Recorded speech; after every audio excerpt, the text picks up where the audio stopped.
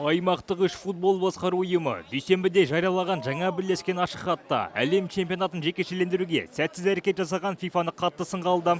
Европадағы УЕФА, Солтүстік, Орталық Америка және Кариб бассейніндегі CONCACAF, сондай-ақ Азиядағы AFC президенттерімен олардың бас хатшылары хатқа толықтай қол қойды. ФИФА президенті Джанни Инфантиноның есімін атамаған бұл хатта оның бұл әрекеттері өздері қызмет етуі тиіс ұйымдардың сенімін ақтамау деп бағаланып, ол қатаң айыпталды.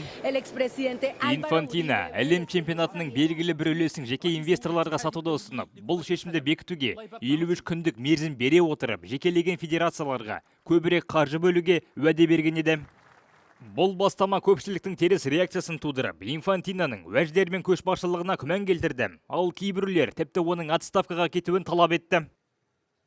Бірлескен ашық хатта ФИФАның бастамадан бас тартқан кейінгі кешірімі де сыналды. Хат авторларының айтуынша, ойын байсалды пайым парасаттың жоқтығын емес, тек коммуникациядағы қателіктерді ғана мойындаған. Онда ФИФАны өз кемшіліктерін көпшілік алдында дұрыс мойындауға шақырып, бұл швейцариялық, италиялық футбол басшысының ойын мүдделеріне толық сай келмейтіндігі меңзелген. Инфантино қазір кері қайтарып алған бұл ұсынысын іске асырған жағдайда ФИФА шараларына бойкот жариялайтынын бірінші болып Европалық УЕФА ұйымы ескерткен болатын.